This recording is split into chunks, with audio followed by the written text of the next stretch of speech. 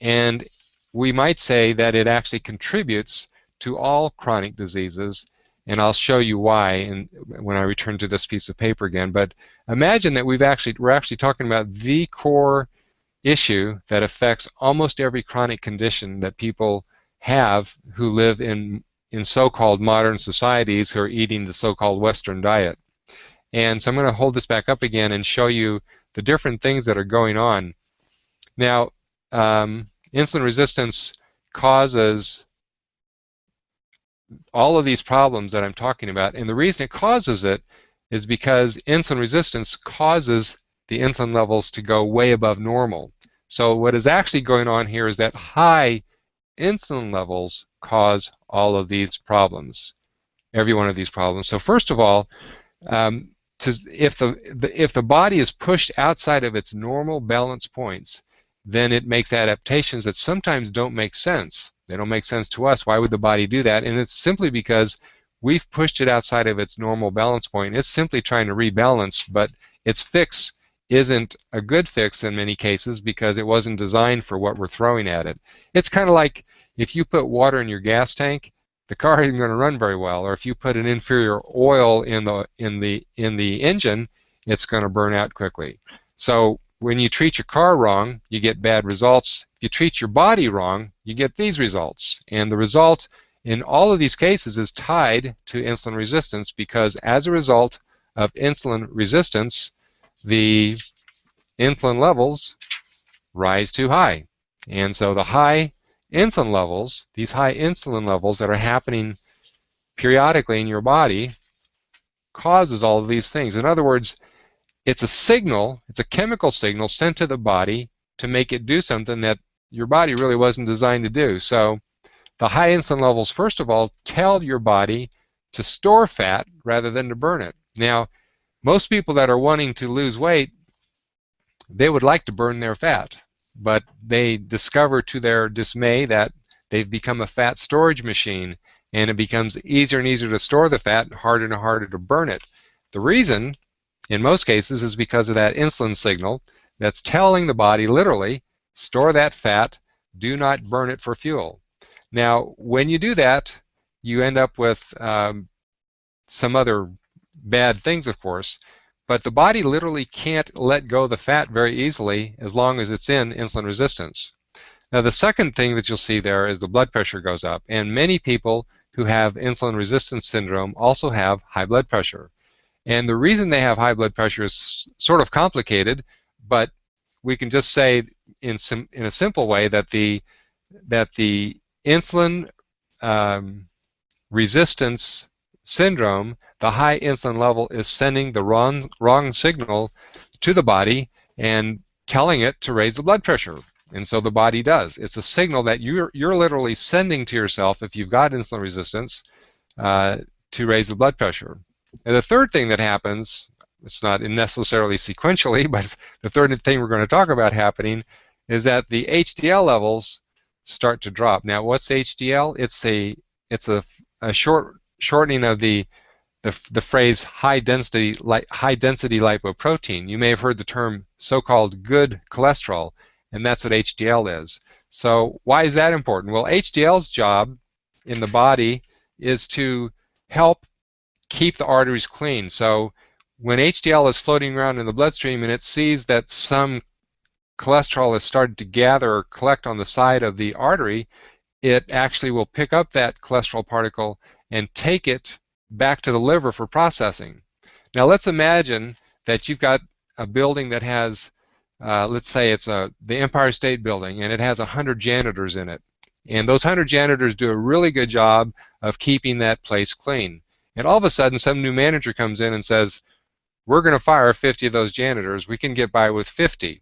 So the 50 are let go, and you're left with half the force that you had before, and they're supposed to keep the same place clean. Well, what happens in the first month, you don't see too much of a difference, but after a few more months goes by, you're starting to see more dirt collecting in places where it didn't used to, and the whole place starts to look a little bit more grungy. And as time goes by, the janitors get farther and farther behind, and more things don't look clean. Dirt is collecting, and essentially that's what's happening in your arteries when your HDL level is suppressed. if you've got low HDL levels, the janitor service has been cut in half, and the body can't keep the arteries clean like it's designed to. And it's all been caused by this insulin resistance pushing up the insulin levels, sending the signal to the body to suppress the production of HDL. It's literally telling the liver to not make HDL, and so the liver says, all right, I won't. So the next thing that happens is that at the same time, the liver is told to start making more triglycerides, and so it does. So triglycerides are the other fat besides the cholesterol that contributes to the blockages that develop in our arteries. And triglyceride levels can rise to huge levels in insulin resistance syndrome, and it's all because of this signal that the insulin level is sending to the liver to raise the triglycerides. And then finally, you see down here that there's a significant increase in inflammation. Now, inflammation is easy to understand if you think about falling and scraping your knee. It swells up, the skin is red, it hurts. That's inflammation. And what is going on in the body all of the time is what we call microinflammation. Now, fortunately, your body has systems that help to fight off that microinflammation, and those are called antioxidants, and there's some other strategies the body uses to decrease the effect of microinflammation on all of the tissue that's sensitive to it, which would include the arteries, the brain, all nervous tissue. And the microinflammation, without that protection, or if there's a lot more microinflammation than there's supposed to be, starts to take its toll all through the body. So that's where the connection is with insulin resistance syndrome and all of the chronic diseases that affect us. So if you think of Alzheimer's disease, or you think of arthritis, and all of the other itises, the common denominator in all of them is that there's a lot of microinflammation going on. And guess what? Insulin resistance is contributing to that. Is it the whole cause? No, not usually, but it's a big cause, and it's something that's going on under the surface. You don't feel it. It's not swelling up like your knee when you fall and scrape it. It's just slowly cooking your arteries. It's cooking your brain. It's cooking your nerve tissue, cooking your kidneys, and aging everything a lot faster. So microinflammation is going to go on even if you take a medicine to lower your blood pressure. See, if you didn't fix the underlying chemistry that we've been talking about, where that blood sugar rises rapidly and the insulin levels go up, if you just use a medicine to lower the blood pressure, but the microinflammation isn't fixed, guess what? The microinflammation continues to damage your tissue. Same thing, you might take a medicine to lower the triglycerides or try to take a medicine to raise the HDL, but if you don't address the microinflammation, it's still damaging your tissue. That's why people with insulin resistance syndrome have many different conditions that still seem to progress in spite of taking all these medicines to try to control these end points. So the blood pressure being high is an end point. Being fat is an end point that's being caused by the insulin resistance. But if you just take a medicine to try to reverse that end point, but you don't fix the underlying insulin resistance itself, which is causing the microinflammation, then you're going to continue to have the progression of damage to your tissues. So conversely, if you want to slow down the effect of microinflammation on aging your body, you would want to reverse the insulin resistance. So what are we supposed to really look like? How did God design our systems? What is our blood sugar supposed to look like after a meal? Well, this is a representation of what we should be looking like after we eat a meal. This is called low-glycemic eating. And you'll notice again that mealtime here, the blood sugar goes up, but it goes up very slowly. It goes down very slowly. Another mealtime, blood sugar goes up very slowly. And that's because this person is consuming low glycemic foods. So when you eat high glycemic foods in a large amount, it's like dumping a bunch of sugar into your system, and the body doesn't know what to do with it. It flows into the system, and the body is in this emergency mode to pump out all this insulin to get the blood sugar where it belongs. Here, the body doesn't have to worry about it. The blood sugar is literally dripping into the system slowly enough so that the insulin needed is much, much less to control the blood sugar. And this is the way we're designed this is the way our bodies were designed. And if we deviate from this plan, it results in a whole bunch of conditions that we don't like. High blood pressure, high cholesterol, high triglycerides, low good cholesterol, being overweight, all of the inflammatory conditions being worse.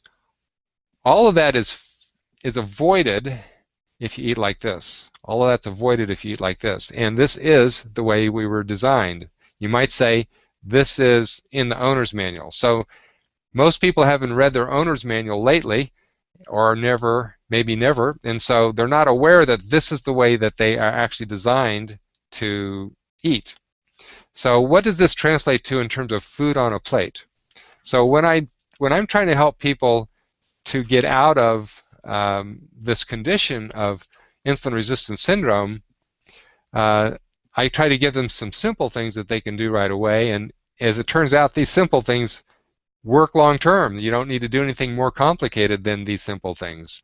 So I'm going to review those again, or review those with you now, but before I do that, I'm going to go through this list of high glycemic foods again and point out that these foods up here at the top, these are the ones that cause the blood sugar to shoot through the roof on those graphs that I showed you earlier.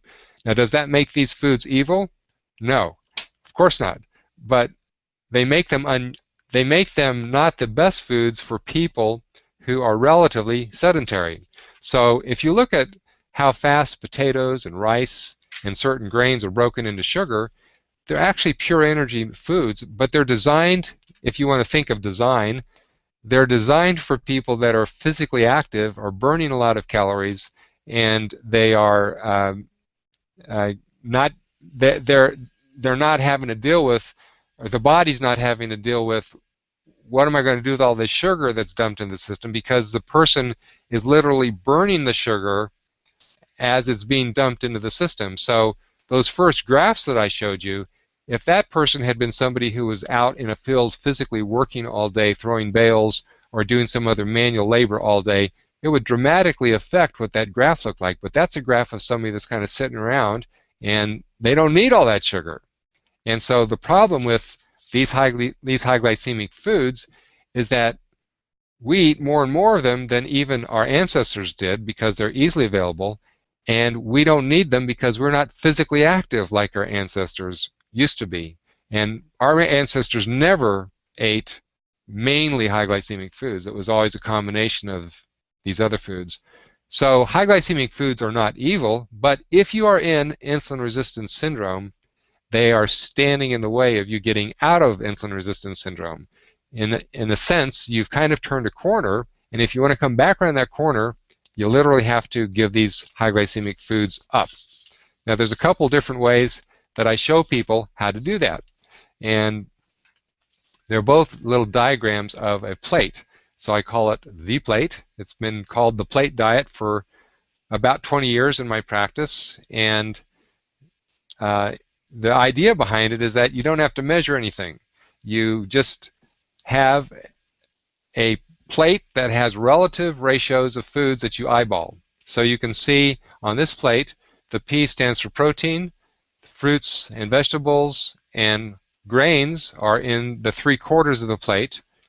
But you'll see that I have kind of made a smaller component with the grains. And the reason I've done that is because of what I just showed you. The grains by themselves, even whole grains, are way too high glycemic to be able to let the body reverse itself and to be able to return to normal chemistry. So with this particular approach, a small amount of grains are acceptable, but not more than this relative amount. So that means you can't have a sandwich if you're trying to follow this program, because a sandwich would represent half of the plate for that particular meal, because you'd be eating by volume. You'd have the bread on top, the bread on the bottom, and whatever's in the middle. So to let's say that you're going to have a piece of bread with this particular approach. It might be a half a slice of bread that you eat with the rest of the meal if you wanted to have the grains. And then the rest of that, this section would be fruits and vegetables and protein. Now, when I first started this a long time ago, I didn't have this